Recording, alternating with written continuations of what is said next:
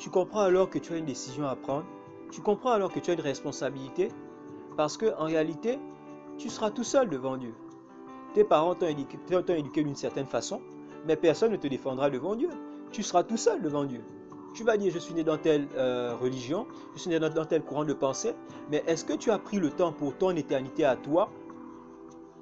Mais la Bible dit, la nature ne nous enseigne-t-elle pas? Quand tu vas passer un examen, en réalité, tu es seul, tu es tout seul. Ce sont des petites images de ce qui va se passer devant Dieu un jour. La Bible dit qu'il va juger. Il y en a qui vont venir en jugement devant le grand trône blanc. Ceux qui viendront en jugement devant le grand trône blanc, ce sont ceux qui seront séparés de Dieu, qui n'auront pas reçu Jésus et qui auront continué leur vie comme ils voulaient et qui seront morts sans Jésus-Christ ou en ayant abandonné Jésus-Christ. Ils vont atterrir devant le grand trône blanc, donc devant Dieu, et Dieu va les juger. Bon, là, il va les juger juste pour l'enfer, il va juste les envoyer en enfer. Et ceux qui auront accepté Jésus-Christ, eux, ils auront un autre jugement, ils vont atterrir à un autre endroit. Peut-être c'est le même trône physiquement, je ne sais pas. Mais en fait, la condition n'est pas la même parce qu'ils arrivent devant ce qu'on appelle le tribunal de Christ. Eux, ils seront jugés pour recevoir des récompenses en fonction de leur travail, en fonction de la mission que Dieu leur a donnée sur la terre. Et toi? Où iras-tu?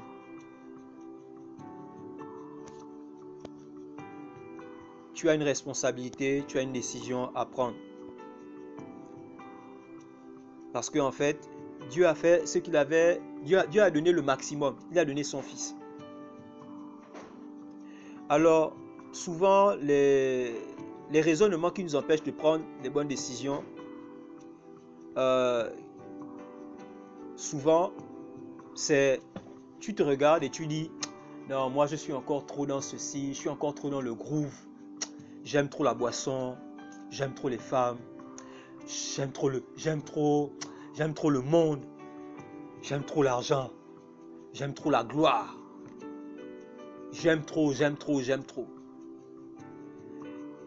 Mais il y en a qui ont vraiment une volonté et qui se disent, en fait, non, je suis trop sale, j'ai commis trop de péchés, j'ai commis trop de choses irréparables, j'ai fait trop de mal.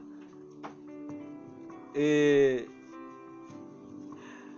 Jésus, en fait, la Bible nous dit que dans Marc 2,15, je vais te lire le passage, il est écrit, comme Jésus était à table dans la maison de Lévi, beaucoup de publicains et des gens de mauvaise vie se mirent à table avec lui et ses disciples.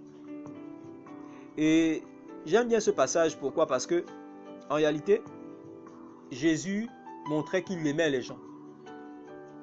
La suite de l'autre verset nous dit, les scribes et les pharisiens, le voyant manger avec les publicains et les gens de mauvaise vie, dirent à ses disciples, pourquoi mange-t-il et boit-il avec les publicains et les gens de mauvaise vie? Et Jésus leur a répondu, ce ne sont pas ceux qui se portent bien qui ont besoin d'un médecin, mais les malades. Je ne suis pas venu appeler des justes, mais des pécheurs. En réalité, si au fond de toi tu reconnais que tu es séparé de Dieu, ou tu es dans un péché, tu as commis des choses compliquées, en fait Dieu ne te juge pas. Il faut que tu saches que Dieu t'aime. C'est un mensonge.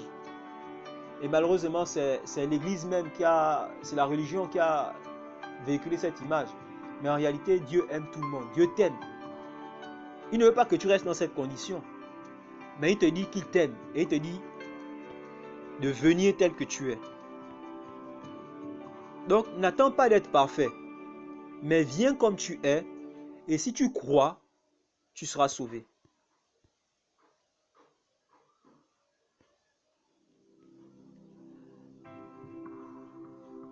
Il faut que tu saches que c'est un pas de foi que tu fais. C'est-à-dire que tu décides que, je fais un pas de foi parce que je crois. Et si tu crois, si tu as la foi, simplement, si tu crois simplement que Jésus peut me changer, Jésus est le chemin, la vérité, la vie, et c'est lui qui sauve, Dieu lui-même va te changer. Tu ne vas pas te changer toi-même, c'est lui qui va le faire. Selon qu'il dit dans Ézéchiel 36, verset 26, je vous donnerai un cœur nouveau et je mettrai en vous un esprit nouveau. J'ôterai de votre corps le cœur de pierre et je vous donnerai un cœur de chair. Je mettrai mon esprit en vous et je ferai en sorte que vous suiviez mes ordonnances. et que vous observiez et pratiquiez mes lois. C'est Dieu qui dit que si vous venez en réalité, c'est moi qui vais mettre mon esprit. Et donc, il dit qu'il va mettre son esprit et la capacité d'obéir à ses lois. Ça veut dire qu'il va te donner un nouveau cœur. En réalité, il va changer ta nature, il va changer tes désirs. Si tu viens par la foi, juste en croyant, tu te surprendras à avoir des désirs qui viennent de Dieu. Au bout d'un moment, je ne te dis pas que ça va être systématique, mais je sais, j'ai vu des personnes pour qui ça n'a pas duré longtemps, systématiquement, ceux qui les maintenaient dans le... Ceux qui les accablaient, leur cœur a totalement changé, ils ont ressenti du dégoût pour ces choses. Et Dieu te dit en réalité, c'est lui qui te change. Il s'agit en fait, pour une chenille de devenir un papillon. Une chenille ne peut pas voler, mais il te dit, laisse-le faire. Il s'agit de changer de nature en réalité. C'est ça. Mais c'est par la foi. Il ne te demande pas de faire des efforts. Il te demande de croire avec ton cœur. Et il a dit ceci. Il y en a qui disent, j'ai vécu des situations trop compliquées. J'ai vécu ceci, cela. Il y en a qui sont même allés dans des églises qui ont vécu des déceptions. Mais rappelez-vous de cette parole.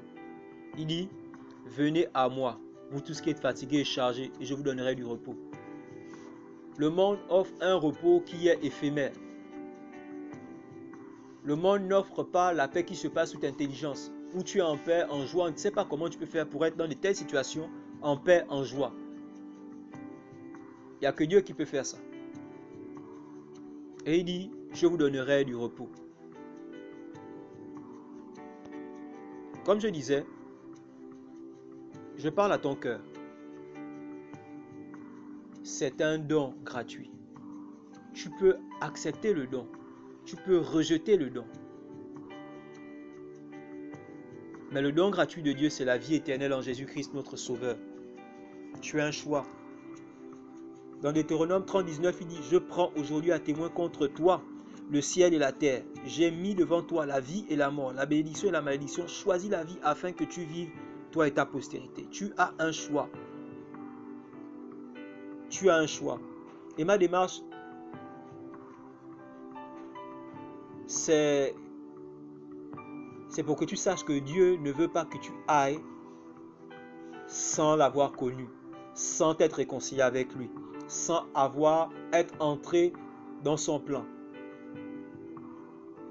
Dieu a donné Jésus pour toi par amour, parce qu'il t'aime, et il veut que tu le saches aujourd'hui. Prends la décision. Alors, si tu es là, et si tu décides aujourd'hui de faire la paix avec lui,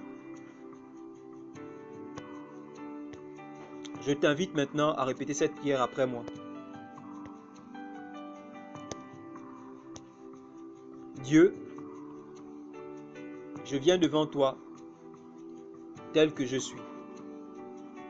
Je comprends maintenant que j'ai été séparé de toi, que je vivais comme si tu n'existais pas. Je ne veux plus être séparé de toi, mais je veux devenir ton enfant. Je te demande pardon pour tous mes péchés. Je te demande pardon d'avoir vécu comme si tu n'existais pas. Pardonne mes péchés. Pardonne mes erreurs. Je reconnais maintenant que Jésus est celui que tu as envoyé et je décide de recevoir Jésus comme Seigneur et Sauveur de ma vie. Merci, parce que je crois qu'en le recevant, je suis sauvé. Maintenant, si tu as fait cette prière avec moi, sache que tu es devenu un enfant de Dieu. Selon qu'il est écrit dans Romains 10, verset 9 à 11.